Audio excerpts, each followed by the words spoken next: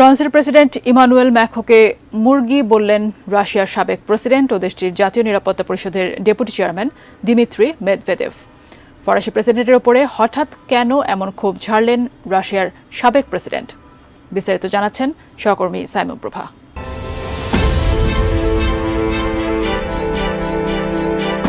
সম্প্রতি রাশিয়া জাতীয় নিরাপত্তা পরিষদের ডেপুটি চেয়ারম্যান দিমিত্রি মেদভেদেভ বেশ আক্রমণাত্মক মেজাজে বক্তব্য দিয়ে যাচ্ছেন।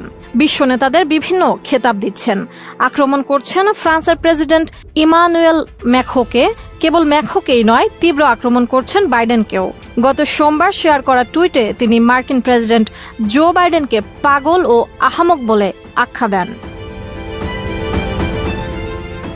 এর আগে তিনি বাইডেনকে যুক্তরাষ্ট্রের কলঙ্ক বলেও আখ্যা দিয়েছিলেন। সম্প্রতি ফ্রান্সের প্রেসিডেন্ট ইমানুয়েল ম্যাক্রোকে মুরগি বা কাপুরুষ বলে আখ্যা দিয়েছেন রাশিয়ার সাবেক প্রেসিডেন্ট ও দেশটির জাতীয় নিরাপত্তা পরিষদের ডেপুটি চেয়ারম্যান দিমিত্রি মেদভেদেভ। সামাজিক যোগাযোগ মাধ্যম এক্সে শেয়ার করা এক টুইটে তিনি একথা বলেন। এক্সে রাশিয়ার সাবেক প্রেসিডেন্ট দিমিত্রি মেদভেদেভ ফরাসি ভাষায় ম্যাক্রোকে নিয়ে লিখেছেন, ম্যাক্রো কিয়েভ সফরের প্রস্তুতি নিচ্ছেন, কিন্তু ম্যাক্রো তো আসলে একটা মুরগি। ফরাসি ভাষায় তোয়ার্দ শব্দটি সাধারণত কাপুরুষ অর্থে ব্যবহৃত হয়, তবে এই শব্দের অপর একটি অর্থ হল মুরগি।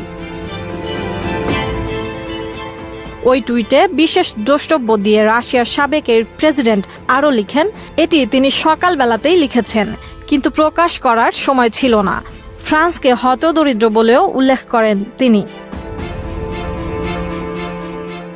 এক টুইটে মেদভেদেভ বলেছিলেন, স্টেট অব দ্য ইউনিয়ন ভাষণে বাইডেন নিজেকে ফ্রাঙ্কলিন ডিলানো রুজভেল্টের সঙ্গে তুলনা করেছিলেন।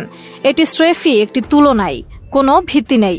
তিনি আরও বলেন, প্রথমত রুজভেল্ট হুইল চেয়ারে চলাফেরা করা একজন দুর্বল মানুষ হলেও তিনি আমেরিকাকে মন্দা থেকে উদ্ধার করেছিলেন। অন্যদিকে বাইডেন একজন পাগল, মানসিকভাবে অক্ষম ব্যক্তি, যিনি মানবতাকে নরকে টেনে নিয়ে যাওয়ার জন্য মনস্থির করেছেন।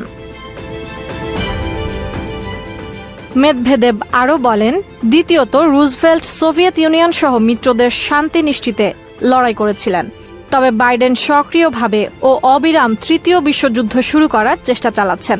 তৃতীয়ত রুজভেল্ট ফ্যাসিস্টদের বিরুদ্ধে লড়াই করেছিলেন, কিন্তু বাইডেন তাদের জন্য লড়াই করছেন। তিনি যুক্তরাষ্ট্রের কলঙ্ক বলেও উল্লেখ করেন মেদভেদেভ। সাইমন প্রভা, এটিএন নিউজ।